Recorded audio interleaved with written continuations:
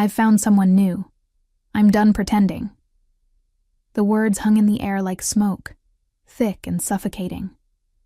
Around our dinner table at the beachfront restaurant, everything stopped. My 17-year-old daughter Chloe's fork clattered against her plate. My 14-year-old son Tyler's mouth hung open mid-chew. Even the ocean seemed to pause, the waves holding their breath. I looked at my husband Gregory across the table, his face calm, almost relieved. After 23 years of marriage, this was how he chose to end it.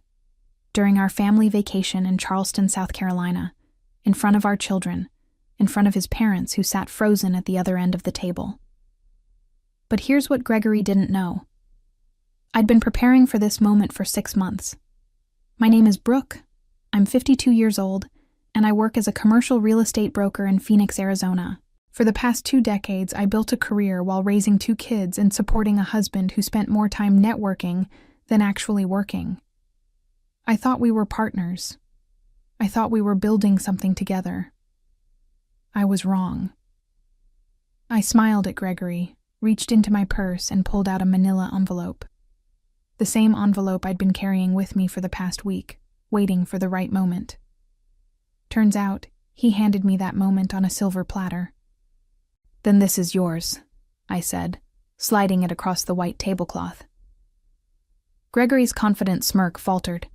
His mother Janet leaned forward, her perfectly manicured hand clutching her wine glass.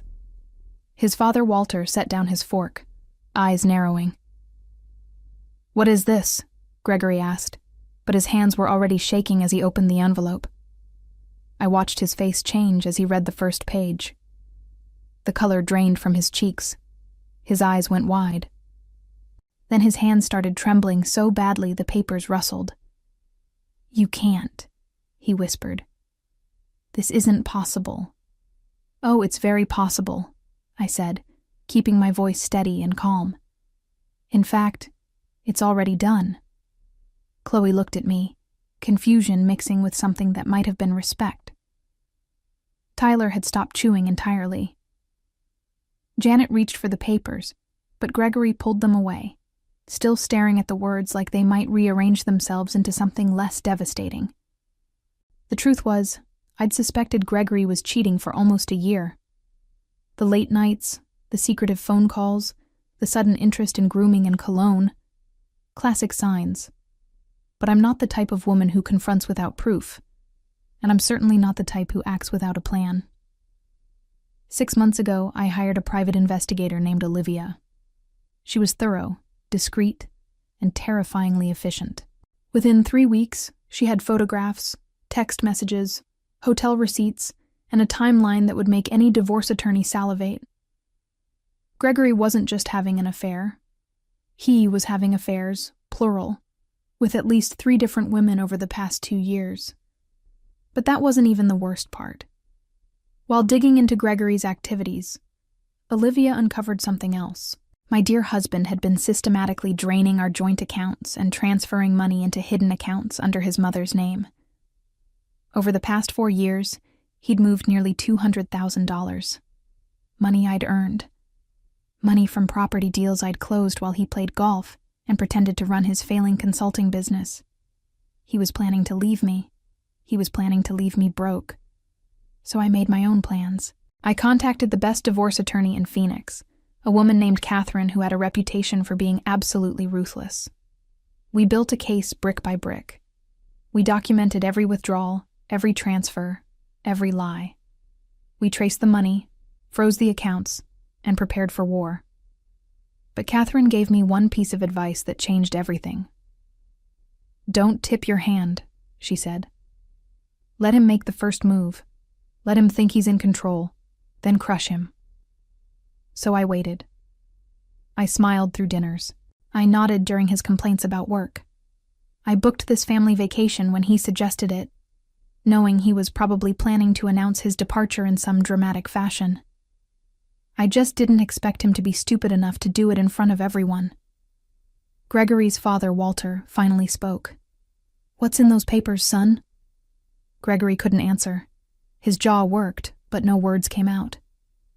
"Divorce papers," I said helpfully. filed 3 days ago. Also included are copies of bank statements showing the $200,000 Gregory stole from our joint accounts and hid under your name, Janet. Plus evidence of multiple affairs, which in Arizona, despite being a no-fault divorce state, can still impact asset division when combined with financial misconduct. Janet's wine glass slipped from her fingers and shattered on the tile floor. Red wine spread across the white like blood. "You're lying," Gregory finally managed. "Page 7, I said. "Bank statements, your signature, your mother's accounts." Page 12, "Photographs from the Sheraton downtown." Page 15, "Text messages discussing how you'd, quote, finally be free of the frigid witch." That's me, apparently. The frigid witch who paid your car insurance for the past decade. Chloe made a small sound that might have been a laugh or a sob. Tyler looked at his father with something I'd never seen before. Disgust. "Mom," Chloe whispered, "is this real?" "Very real, sweetheart." Gregory stood up so fast his chair tipped backward. "You can't do this. I'll fight you. I'll take everything." I smiled wider. "With what money, Gregory? With what lawyer? Because as of this morning, every account with your name on it has been frozen pending the investigation into financial fraud and spousal theft.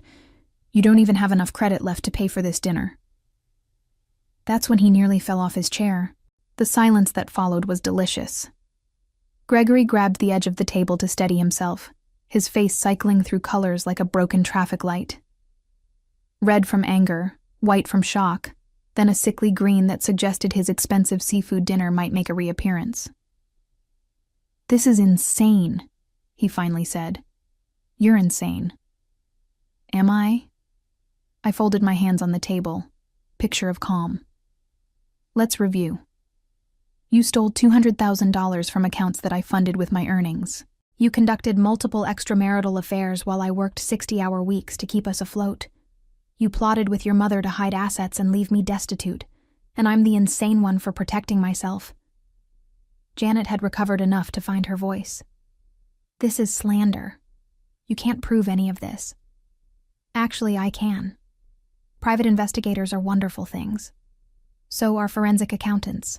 Did you know every electronic transfer leaves a trail? Even the ones you thought you'd hidden so cleverly." Walter was reading over Gregory's shoulder now, his distinguished face growing harder with each page. He'd built a successful accounting firm over 40 years, and he understood exactly what he was looking at. Financial fraud, theft, betrayal. "Is this true?" Walter asked his son. Gregory opened his mouth, closed it, opened it again like a fish drowning in air. "Don't answer that," Janet snapped. "We need a lawyer." "You'll need several," I agreed. "Criminal defense, family law, maybe even a tax attorney when the IRS gets involved. Those unreported account transfers are going to be interesting to explain." "You called the IRS?" Gregory's voice cracked. "Not yet, but Catherine assures me they'll be very interested in certain irregularities once the divorce proceedings are public record." I watched this information sink in.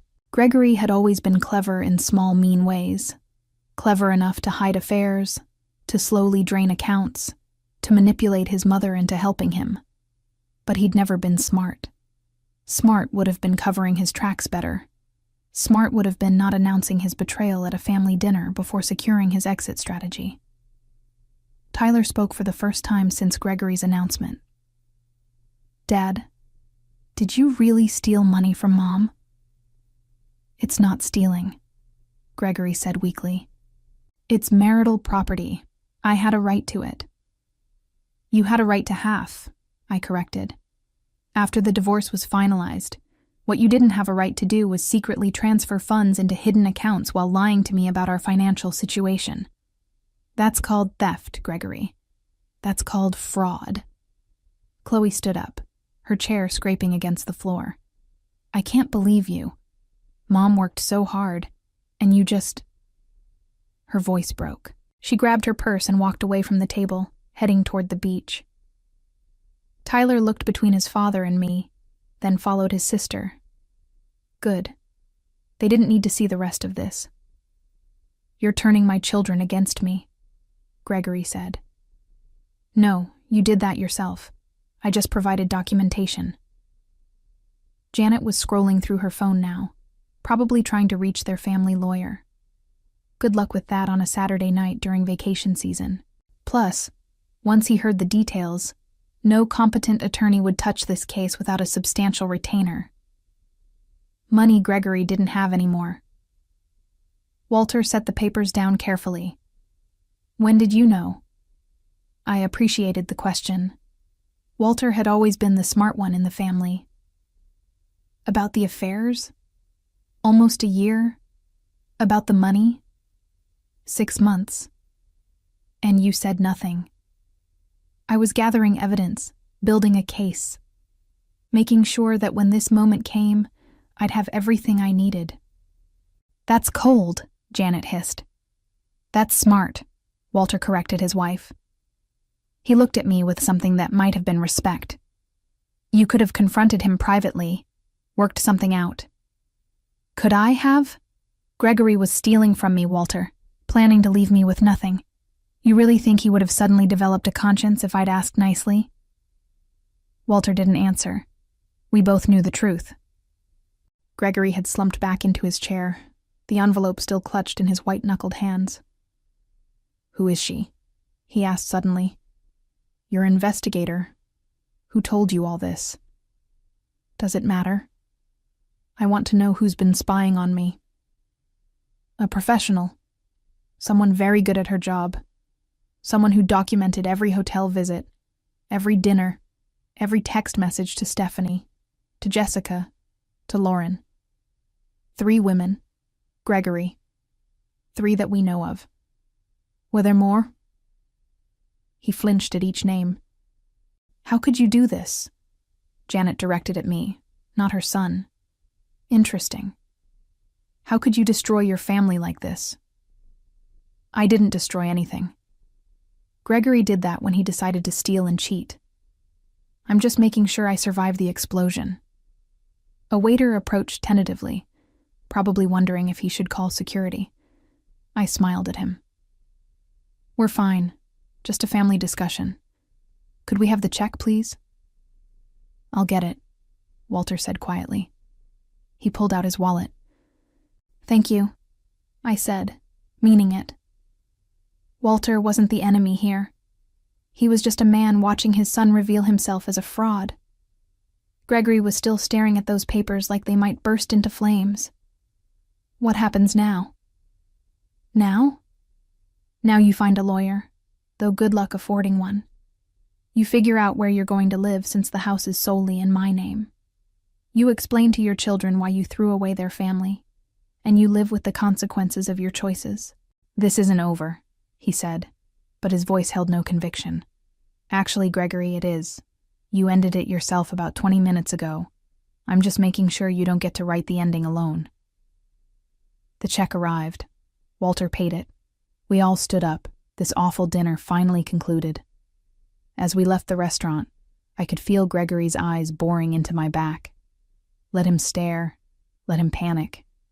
Let him finally understand what it felt like to be blindsided by someone you trusted.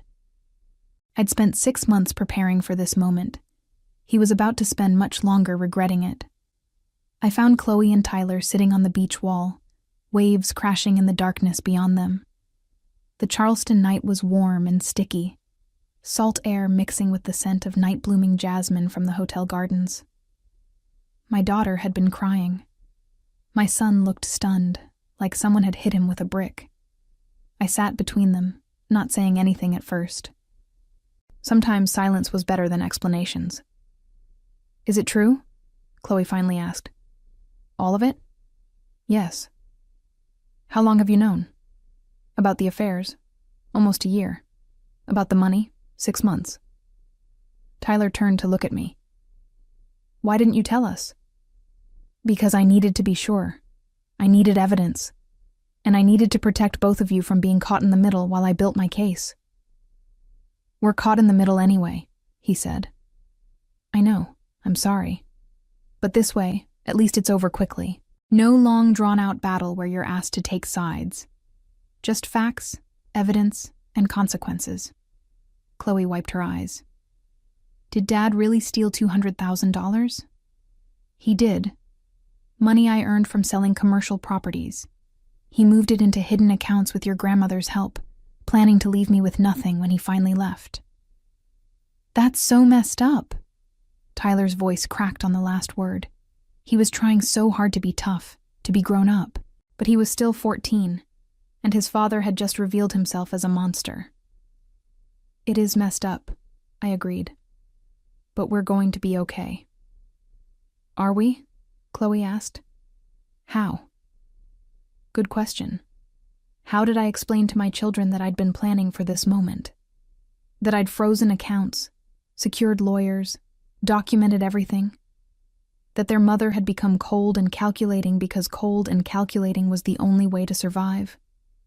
The house is in my name only, I said. Your father insisted on it 8 years ago for tax reasons. Turned out to be the smartest thing he ever did for me. The joint accounts are frozen, but I have my own accounts that he never knew about. Money I set aside every month from my commissions, just in case. I've been preparing for this possibility for a while. You knew he'd do this? Tyler asked. I suspected he might. Your father has been unhappy for years. I thought maybe we could work through it. Go to counseling, fix whatever was broken. But then, I found out about the affairs and the money, and I realized there was nothing left to fix. Chloe leaned her head on my shoulder. What happens now? Now we go back to Phoenix after this vacation is over. We live in our house, you both stay in your schools, everything stays as normal as possible. Your father will need to find somewhere else to live. He'll have visitation rights, but given his behavior, I don't think either of you will be forced to spend time with him if you don't want to. I don't want to, Chloe said immediately. Tyler was quiet for a moment. He really said he found someone new? Just like that? Like we didn't matter? That was the part that broke my heart the most. Not the betrayal of me, but the casual cruelty toward his own children. He did. Then screw him. Tyler stood up, brushing sand off his shorts. Sorry, Mom, but screw him. I should have corrected the language. Instead, I just nodded. Some situations deserved profanity. We sat there for a while longer, listening to the ocean and watching the moon paint silver paths across the water. Other families walked by, couples holding hands, kids chasing each other with light-up toys. Normal people having normal vacations. We'd never be that family again. My phone buzzed. A text from Catherine, my attorney. Heard through the grapevine you delivered the papers. How did he take it? I typed back. He nearly fell off his chair. Perfect. Call me Monday. We have work to do. Work. Right. This was just the beginning. There would be court dates, depositions, arguments over assets and custody. Gregory would fight, because that's what weak men did when cornered.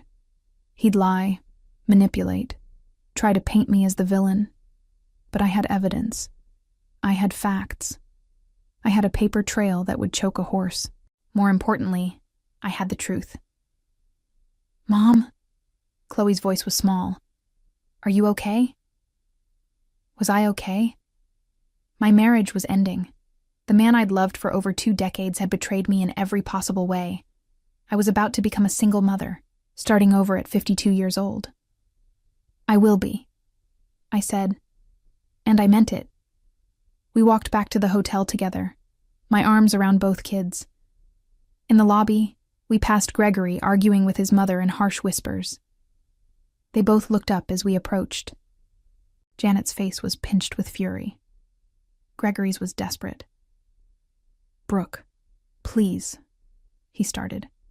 Can we just talk about this? I think you said everything you needed to say at dinner. I made a mistake. I was confused. I didn't mean it. Which part didn't you mean? Finding someone new? Being done pretending? Or the $200,000 you stole? He flinched. Janet grabbed his arm. Don't say anything else. Not until we have legal representation. Good advice, I agreed. You should listen to your mother. She's had plenty of practice helping you hide things. We walked past them to the elevators. As the doors closed, I caught one last glimpse of Gregory's face. He looked lost, scared, and suddenly very old. Good. In our hotel room, Chloe and Tyler claimed they wanted to watch movies and decompress. I let them, retreating to the balcony with my phone and a glass of wine I'd grabbed from the minibar. The ocean stretched out before me, dark and endless. Somewhere out there, my future waited. A future without Gregory. A future where I didn't have to wonder if I was being lied to. A future built on truth instead of false promises. I raised my glass to the moon. To new beginnings. The moon didn't answer, but I didn't need it to. I already knew what came next. The rest of the Charleston vacation was surreal. We stayed the full week because I'd paid for it, and I wasn't about to let Gregory's implosion ruin what little family time we had left. Besides, watching him squirm was oddly satisfying. He moved to a different hotel the next morning. Walter paid for it, I learned later, after Gregory discovered his credit cards were maxed out and his bank accounts frozen. Janet tried calling me twice, leaving increasingly hysterical voicemails about how I was destroying their family. I deleted them without listening all the way through. Chloe and Tyler seemed lighter without their father around. We went to the beach, toured historic homes, ate seafood until we were stuffed. In quiet moments, I caught them watching me with new eyes, like they were seeing someone they'd never quite noticed before. You're kind of a badass, Mom, Chloe said one afternoon while we were shopping for souvenirs. Language, I said automatically, but I was smiling. The real chaos started when we got back to Phoenix. Catherine had been busy during our vacation. By the time I landed, she had court dates scheduled, temporary orders filed, and a strategy that would make Sun Tzu proud. We met at her downtown office the Tuesday after I returned, and she laid it all out. Gregory's retained Thomas Patterson, she said, sliding a folder across her glass desk. He's expensive but not very good. Specializes in bullying opposing counsel and hoping they cave. Won't work on me. How is Gregory affording him? Janet's paying. Liquidated some stocks. Walter's apparently refusing to contribute, which is interesting. It was interesting. Walter had always been the reasonable one. Maybe seeing the evidence had finally opened his eyes to who his son really was. What's our timeline? I asked. First hearing is in 3 weeks. Temporary custody and support orders.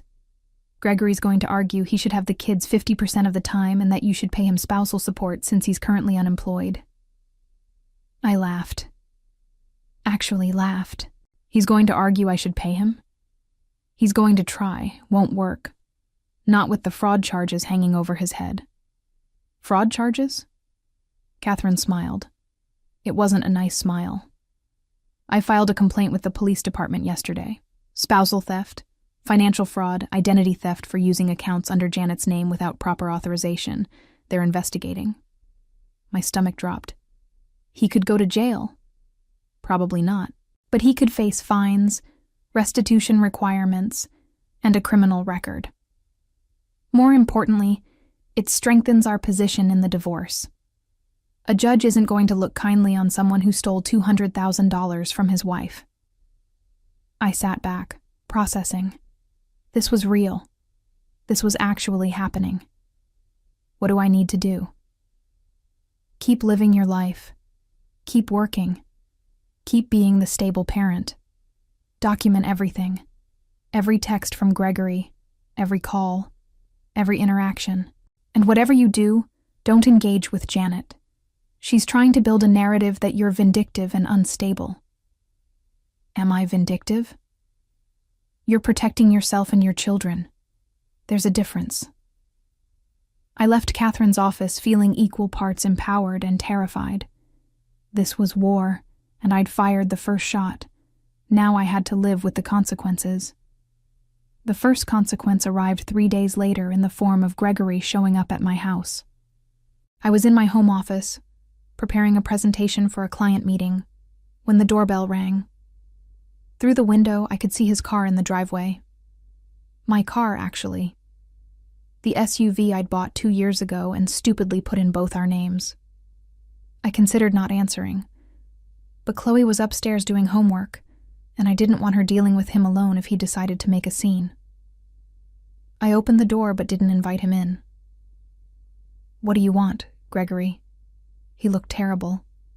Unshaven, rumpled clothes, eyes red from lack of sleep or crying or both. "I want to talk to my kids." "Call them. You have their numbers." "They won't answer." "That's not my problem." "You turned them against me." "No. You did that when you announced you'd found someone new and abandoned them at dinner. I just provided the context for why you did it." He stepped closer.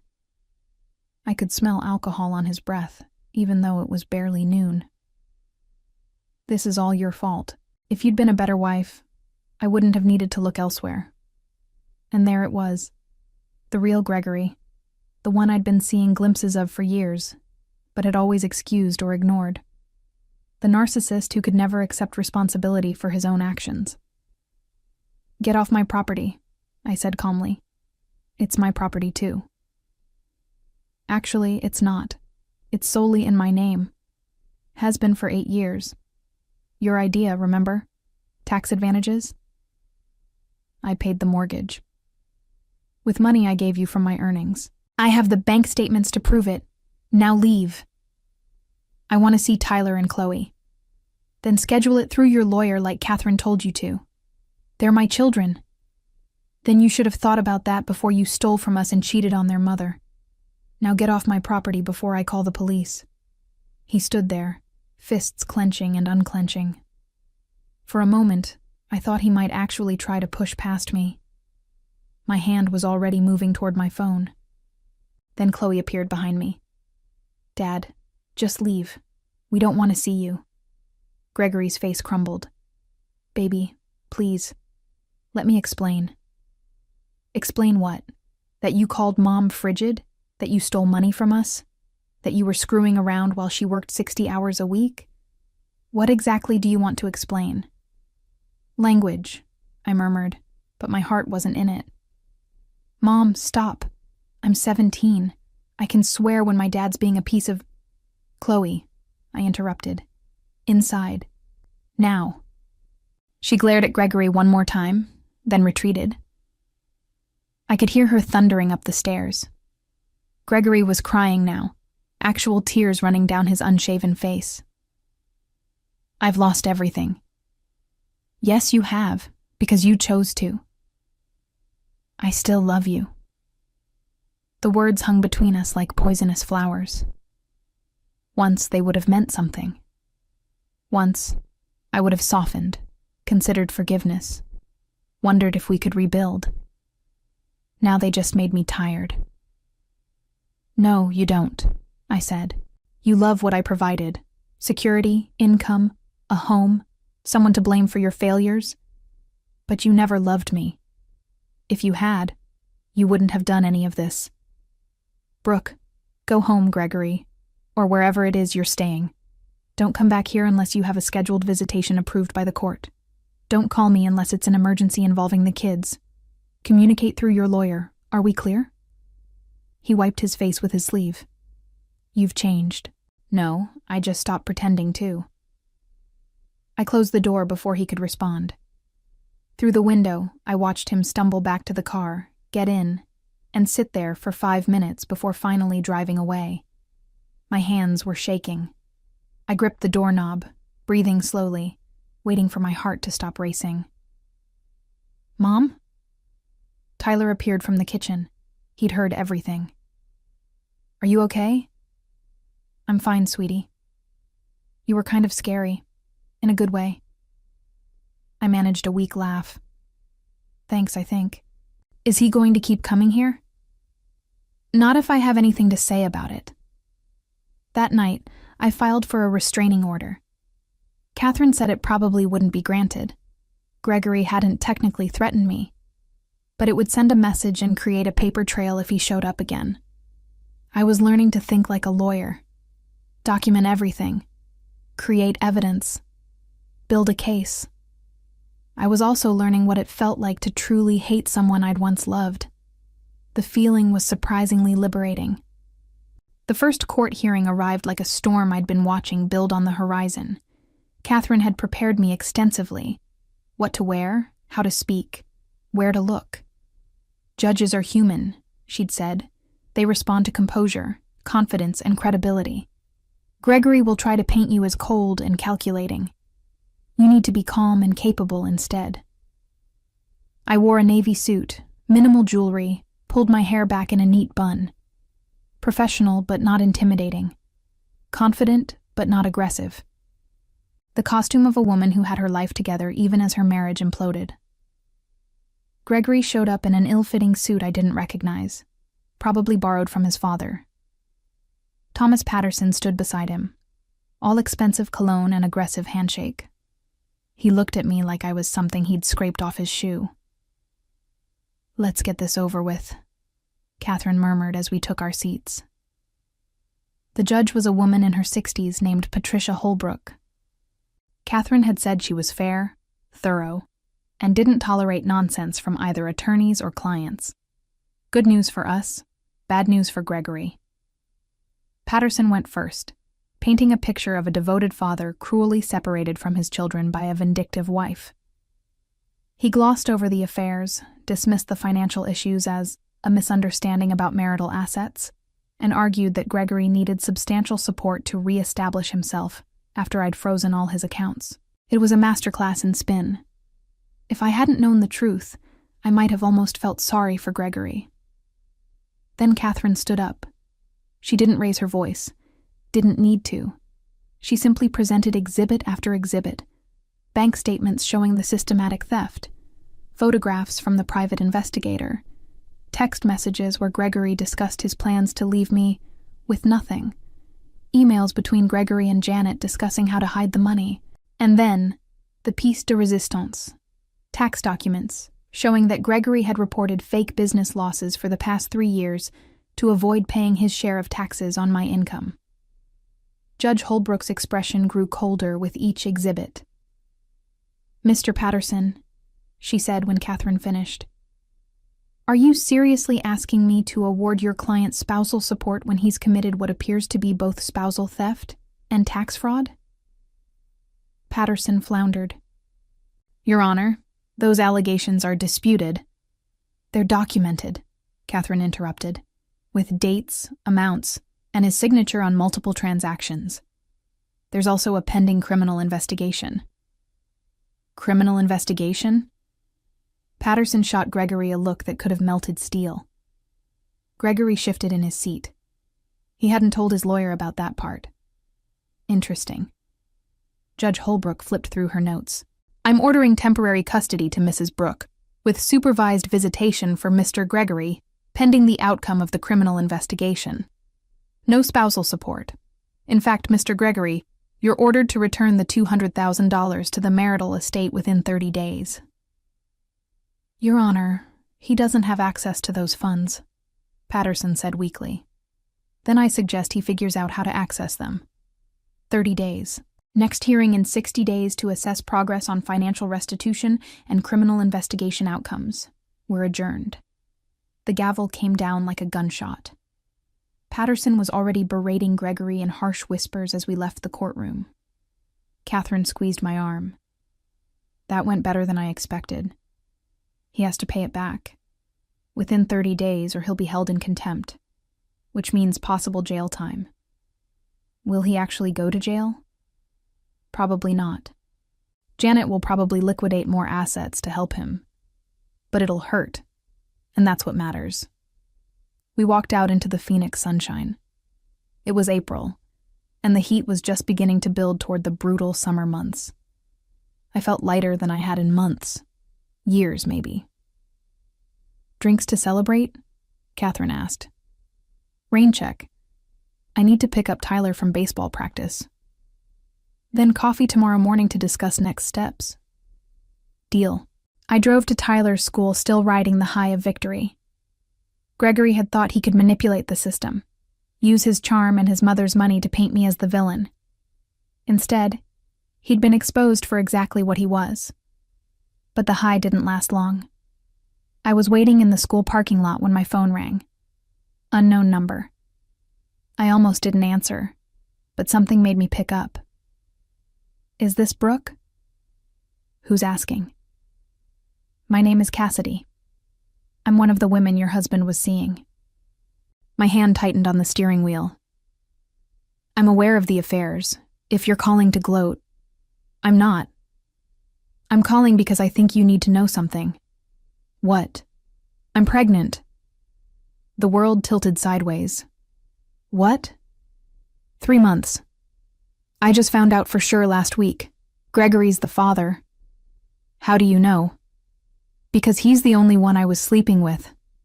And because he told me he was leaving you for me. He said he was going to divorce you, marry me, and we'd start a family together. I couldn't breathe. Couldn't think. This was beyond betrayal. This was annihilation. Are you there? Cassidy asked. I'm here. I didn't know he was married when we met. He said he was separated. By the time I found out the truth, I was already in too deep. And now I'm pregnant, and he won't return my calls. Why are you telling me this? Because I thought you should know. And because I wanted to warn you that I'm keeping the baby, and I'm going to file for child support. I know you're getting divorced. I saw the court documents. They're public record. I just wanted you to know before it showed up in court filings. My hands were shaking so badly I could barely hold the phone. Does Gregory know? I've left him a dozen messages. He hasn't responded. Thank you for calling. I'm sorry, she said, and she sounded like she meant it. For all of it. She hung up. I sat there in the parking lot, watching parents pick up their kids, watching the normal world continue while mine exploded again. A baby. Gregory had gotten one of his mistresses pregnant. Tyler appeared at the car window, baseball bag slung over his shoulder. He took one look at my face and his smile faded. Mom? What happened? Get in, I managed. We need to go home. He didn't ask questions during the drive, just sat quietly while I gripped the steering wheel and tried not to scream. When we got home, I went straight to my room and called Catherine. We have a problem, I said when she answered. What kind of problem? The kind where Gregory got one of his mistresses pregnant and she's filing for child support. Silence. Then, oh, that's actually perfect. Perfect? How is this perfect? Because it destroys any sympathy he might have gained. It proves the affairs weren't just emotional mistakes. It shows pattern, intent, and consequence. Plus, if she files for child support, that takes money he doesn't have. Money he'd need to pay you back. It's a gift, Brooke. It doesn't feel like a gift. I know, but trust me. This actually helps us. I hung up and lay back on my bed, staring at the ceiling. 23 years of marriage, 2 children, a life built brick by brick, now reduced to rubble. And somewhere, a woman I'd never met was carrying my husband's child. The universe had a sick sense of humor. I didn't tell the kids about Cassidy. Not yet. They were already dealing with enough. But the knowledge sat in my chest like a stone, heavy and cold. Catherine filed a motion to compel Gregory to disclose all potential child support obligations. Patterson fought it, but Judge Holbrook wasn't having it. If Mr. Gregory has fathered a child outside this marriage, it's absolutely relevant to asset division and support calculations, she ruled. Gregory had to admit it in a deposition 2 weeks later.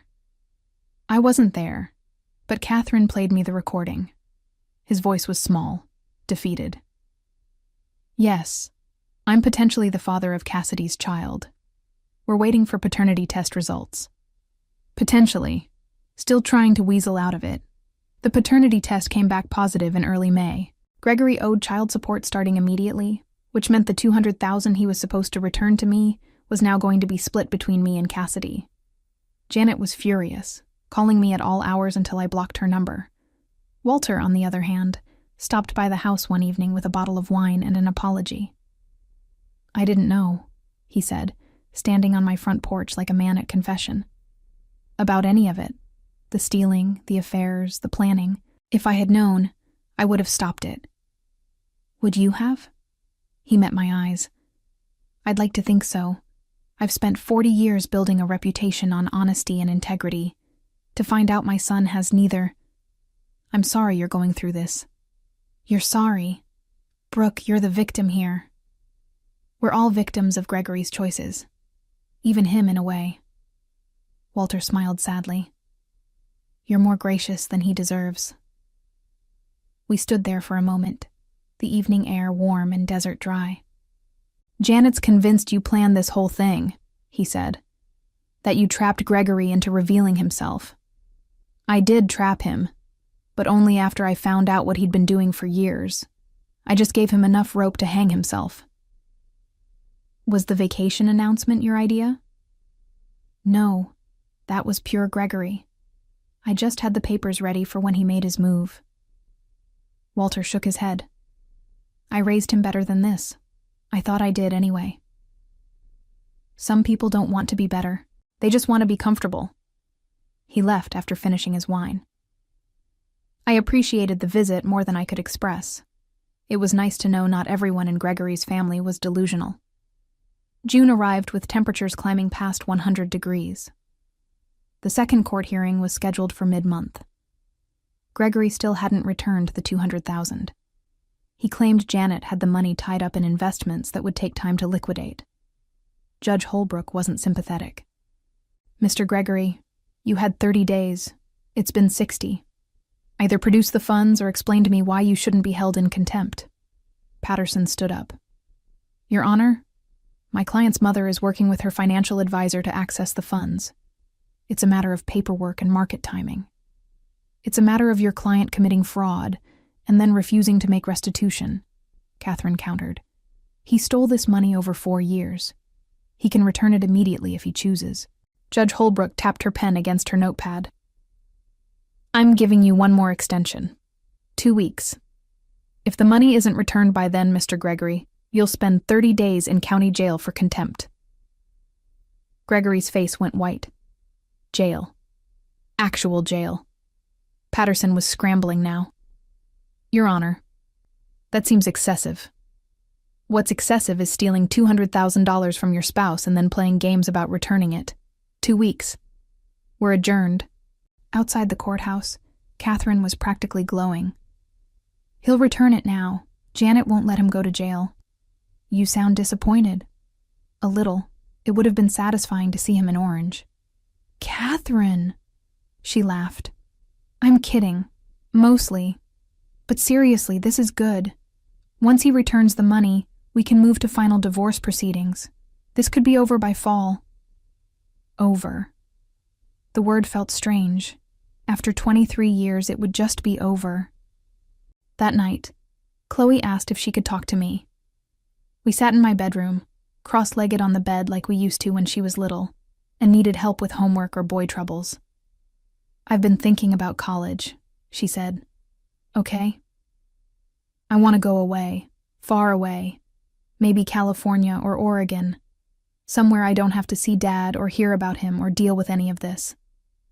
My heart cracked a little. "Baby, you don't have to run away." "I'm not running away. I'm choosing my own path, like you did." "I didn't choose this path. I just responded to the situation I was in." "No," she said firmly. "You chose to fight instead of roll over. You chose to protect yourself and us. You chose strength. That's what I want to choose too." I pulled her into a hug, blinking back tears.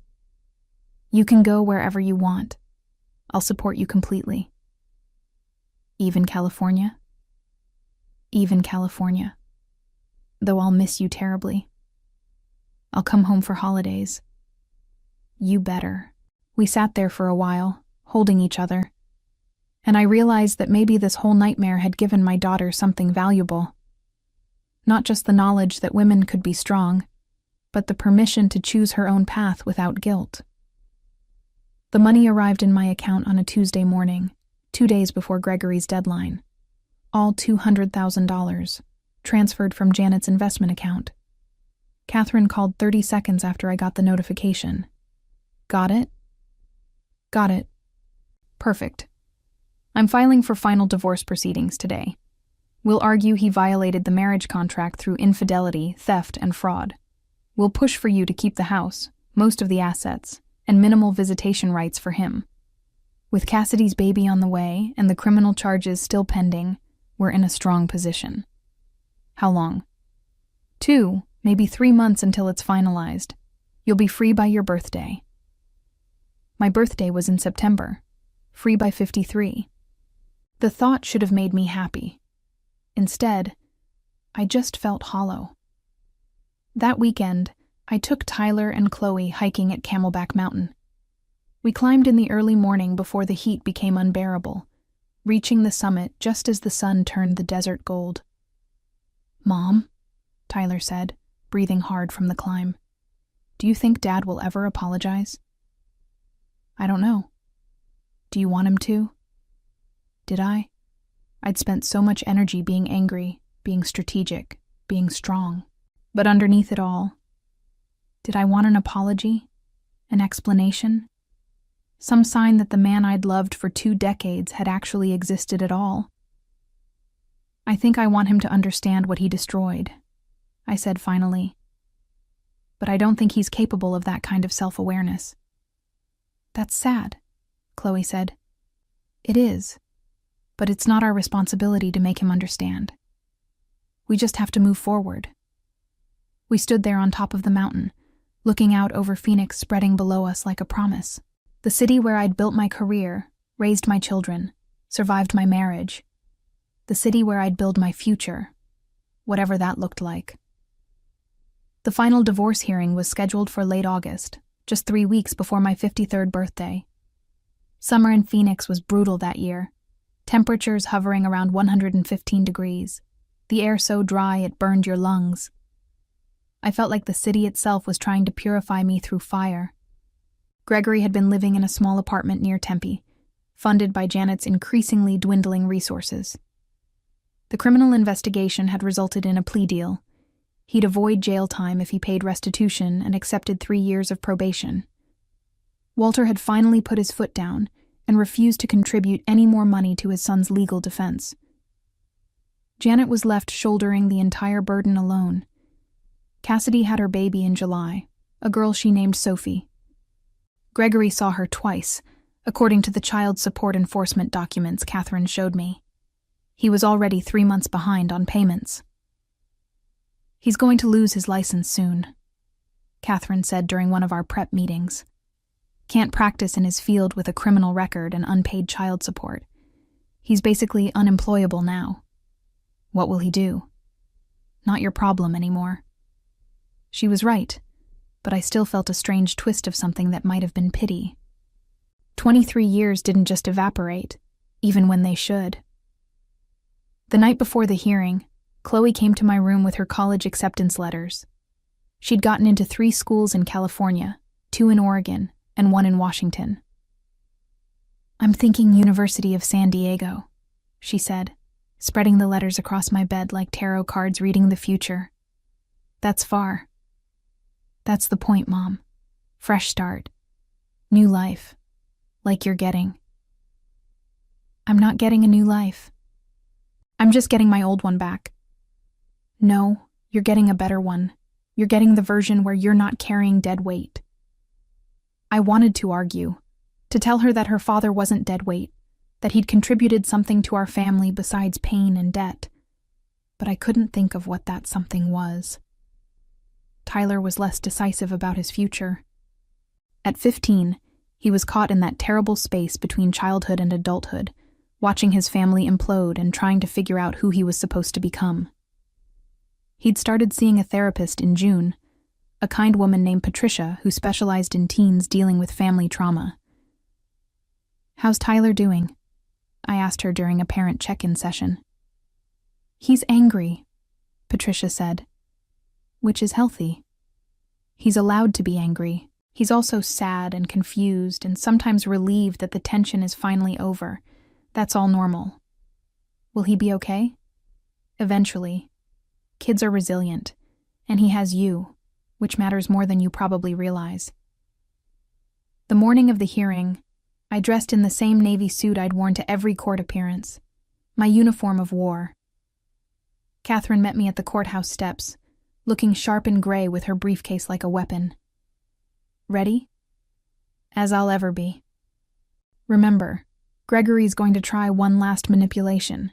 He might cry, he might plead, he might try to paint himself as the victim.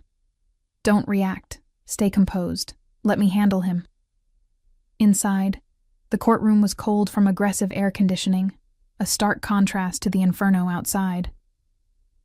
Gregory was already there with Patterson, both looking like they'd rather be anywhere else. Gregory had lost weight, his suit hanging off him like a scarecrow's clothes.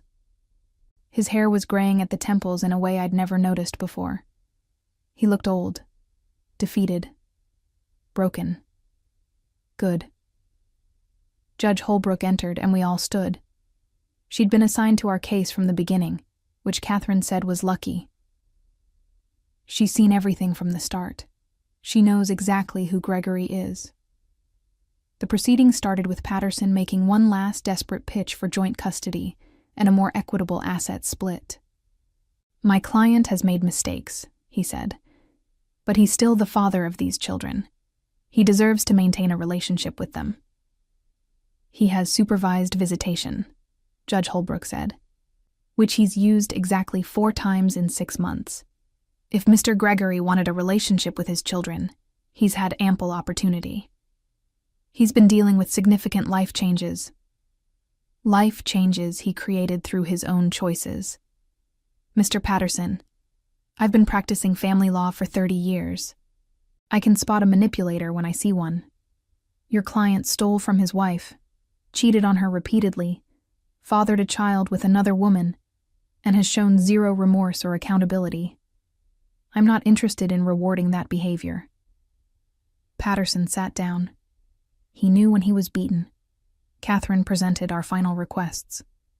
I'd keep the house, my retirement accounts, and 70% of remaining marital assets. Gregory would get his personal belongings, his car, which was 8 years old and barely running, and 30% of assets, minus the restitution he still owed. He'd have supervised visitation with the kids until they turned 18, at which point they could decide for themselves. No spousal support either direction. Clean break. Judge Holbrook reviewed the documents, asked a few clarifying questions, then looked directly at Gregory. "Mr. Gregory, do you have anything to say before I make my ruling?" Gregory stood slowly. I braced myself for the tears, the pleading, the manipulation Catherine had warned me about. "I'm sorry," he said quietly. "For all of it. I was selfish and stupid, and I destroyed the best thing I ever had." The courtroom was silent. Even Judge Holbrook seemed surprised by the straightforward admission. "I don't expect forgiveness," Gregory continued. "I don't deserve it. I just wanted Brooke to know that she was right about everything. About me, about what I did, about why I did it. She deserves better than I ever gave her." He sat down. Patterson looked stunned. Catherine's eyebrow raised slightly. I felt nothing. His words were just words. Empty sounds in a cold room. Too little. Far too late. Judge Holbrook cleared her throat. "Thank you for your honesty, Mr. Gregory, even if it comes at the 11th hour. However, remorse doesn't undo harm.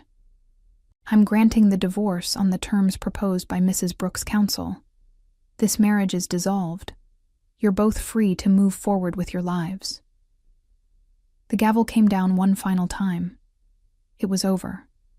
The courthouse steps were blinding in the August sun.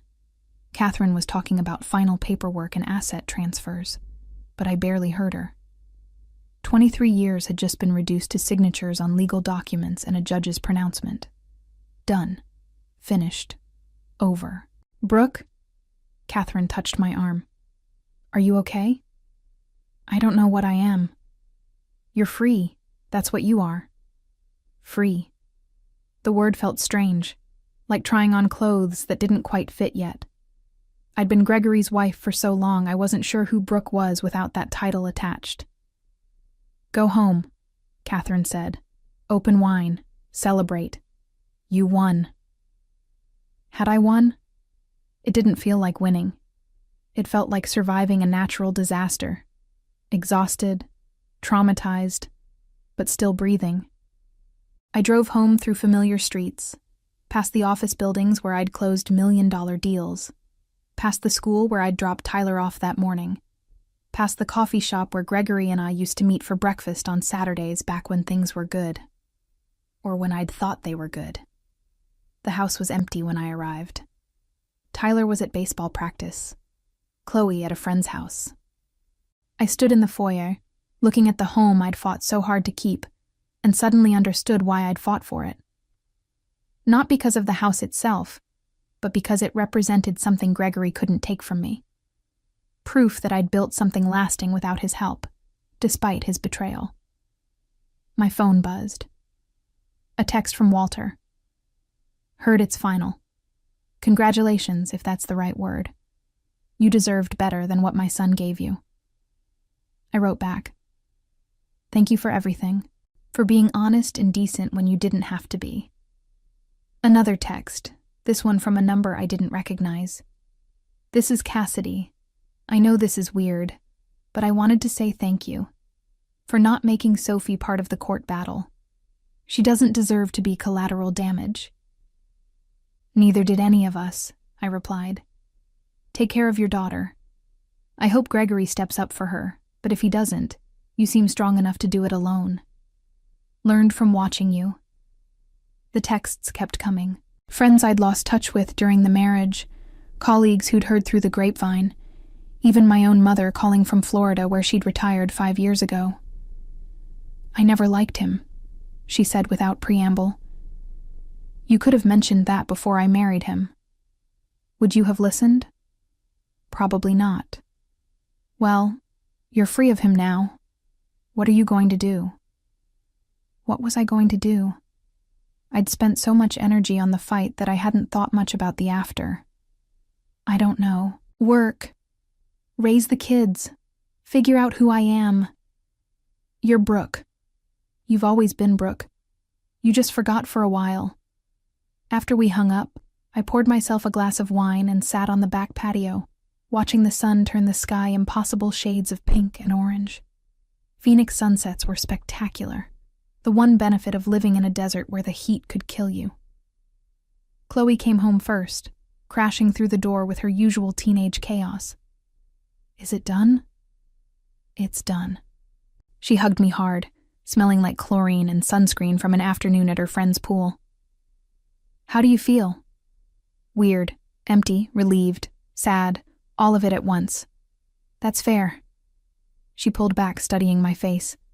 Are you going to cry? Maybe later. Can I cry? Of course. She did. Right there on the patio, sobbing into my shoulder while the sky darkened and the desert cooled from furnace to merely oppressive. I held her and let her grieve for the family we'd been, the father she'd thought she had, the future she'd imagined that would never exist now. Tyler came home an hour later, sweaty from practice and ravenous as always. I ordered pizza, his favorite, the one with too much pepperoni and extra cheese, and we ate dinner on the patio like it was a normal night. Like nothing had changed. Like everything hadn't changed. So Dad's really gone? Tyler asked around a mouthful of pizza. He's really gone. Good. Can we get a dog? I laughed. The first genuine laugh I'd had in months. Why do you want a dog? Because Dad always said no, and now he can't. Chloe perked up. Wait, can we? I've wanted a dog forever. We'll think about it. That's Mom for yes, Tyler told his sister. That's Mom for "we'll think about it," I corrected, but I was smiling. We finished dinner and cleaned up together, moving around the kitchen in the easy rhythm we'd developed over the summer. This was my family now. Not the broken, toxic unit we'd been, but something smaller, simpler, and infinitely more honest. That night, after the kids went to bed, I stood in my bedroom and looked at the space where Gregory's things used to be. Empty drawers, bare closet rod, nothing left of him but absence. I should have felt sad. Instead, I felt light. I pulled out my laptop and opened my email. There was a message from Catherine with all the final divorce documents. I downloaded them to a folder labeled "Done" and closed the computer. 23 years reduced to digital files in a folder. But also, 23 years survived, endured, overcome. I climbed into bed, in my house, in my life, and slept better than I had in years. September arrived with slightly cooler temperatures and the sense of new beginnings. Chloe left for University of San Diego in mid-month, her car packed with everything she owned, her face bright with possibility. Tyler started his sophomore year of high school, trying out for varsity baseball and talking about colleges already, even though he had 3 years left. I threw myself into work with renewed energy. Without the constant drain of Gregory's needs, complaints, and betrayals, I found I had time and focus I'd forgotten existed. I closed 3 major deals in September alone, earning commissions that made my bank account look healthy for the first time in years. My colleagues noticed the change. "You're different," my boss Jennifer said over coffee one morning. "Sharper, more focused. I got rid of dead weight." Gregory was always dead weight. I'm glad you finally saw it. You could have said something. Would you have listened? It was the same question my mother had asked. The answer was the same too. Probably not. In October, I got a call from an unknown number. Gregory. I'd deleted his contact, but still recognized the digits. I let it go to voicemail. "Brooke, it's me. I know you don't want to talk to me, but I needed to say something. I'm moving to Nevada. Job opportunity, fresh start, all that. I wanted to let you know so you don't think I'm abandoning Tyler and Chloe. I'll still be close enough to visit. I'm trying to do better, be better. Anyway, I hope you're doing okay. You deserve to be okay." I deleted the message without finishing it. Catherine called the next day. "Did Gregory contact you?" "How did you know?" "Because he sent me a formal notice that he's relocating, required by the custody agreement. He's taking a job at a car dealership in Las Vegas, sales position." "Good for him, I guess." "He's also 3 months behind on child support again. For both Sophie and your kids. Cassidy's filing for wage garnishment." "Not my problem anymore." "Exactly. But it bothered me more than I wanted to admit. Not because I needed his money, I didn't. But because Tyler and Chloe deserved a father who followed through, who showed up, who tried. Instead, they got Gregory, who ran away to Nevada and played victim. Tyler took the news stoically. Whatever. I didn't want to see him anyway. Chloe was more philosophical. Maybe it's better this way. Clean break. No awkward forced visits where we all pretend things are fine. My smart, perceptive daughter. When had she gotten so wise? November brought my first real date since the divorce. A colleague set me up with a divorced architect named James who liked hiking and classic movies. We met for dinner at a quiet restaurant, talked for 3 hours, and parted with a promise to do it again. He texted the next day. "Had a great time. You're fascinating." I wrote back, "You're very kind, but I think I need more time before I'm ready for this." He responded with a thumbs up and, "Whenever you're ready, if ever, let me know." I appreciated that. No pressure, no expectations. Just space to heal. The holidays approached with a mix of dread and anticipation. First Thanksgiving without Gregory, first Christmas. but also first holidays where I didn't have to manage his moods, his parents, his demands. Walter invited us to Thanksgiving at his house. Janet had apparently moved to California to be near Gregory, which said everything about where her priorities lay. We accepted Walter's invitation and had a surprisingly lovely dinner with him and his sister's family, people who'd always been kind to me even when I was married to Gregory. "I'm divorcing Janet," Walter told me quietly while we were cleaning up after dinner. "Should have done it years ago. Took watching her enable Gregory to finally open my eyes. I'm sorry. Don't be. Some marriages are meant to end. Mine, yours. We're both better off." For Christmas, I took Tyler to San Diego to visit Chloe. We spent a week at the beach, eating fish tacos and watching the sunset over the Pacific. Chloe had made friends, joined clubs, discovered she loved marine biology. She was thriving. "I think I made the right choice," she said one evening while we walked along the shore. "Leaving, starting over." "You did. You absolutely did. You should too." "I did start over. I'm divorced, remember?" "No, I mean really start over. Date, travel. Do something crazy. You spent 23 years taking care of Dad and us. Now take care of yourself." She was right. I'd spent so long being a wife and mother that I'd forgotten how to just be Brooke. On the flight home, I made a list on my phone. Things I wanted to do now that I was free. Take a photography class. Learn to sail. Visit Italy. Read all the books I'd been too tired to read. Say yes to opportunities I'd been too busy to consider. Live deliberately instead of reactively. Build a life that was mine, not a compromise, not a supporting role in someone else's story. Just mine. Gregory's move to Las Vegas lasted 6 months before he was fired for missing work and showing up drunk. He bounced between jobs after that, sales positions mostly, each one lasting shorter than the last. His relationship with Cassidy deteriorated completely after he missed Sophie's first birthday, and she eventually got a restraining order when he showed up at her apartment demanding money. Tyler and Chloe stopped responding to his texts by the time Tyler graduated high school. He became a ghost in their lives, an occasional awkward phone call on birthdays that they tolerated out of obligation rather than affection. Janet spent the last of her savings supporting Gregory's failures before finally cutting him off. She died alone in a small apartment in Henderson, Nevada, 3 years after the divorce, her obituary noting only one surviving son. Gregory didn't attend the funeral. Walter remarried a year after his own divorce, a lovely woman named Patricia who made him laugh. He stayed in touch with me and the kids, proving that some family bonds transcended biology. As for me, I stood in my backyard one spring evening, 2 years after the divorce, watching the desert bloom with wildflowers that only appeared after the winter rains. I'd learned to sail, visited Florence, started the photography class. I'd even gone on a few more dates, though nothing serious yet. Maybe someday. Maybe not.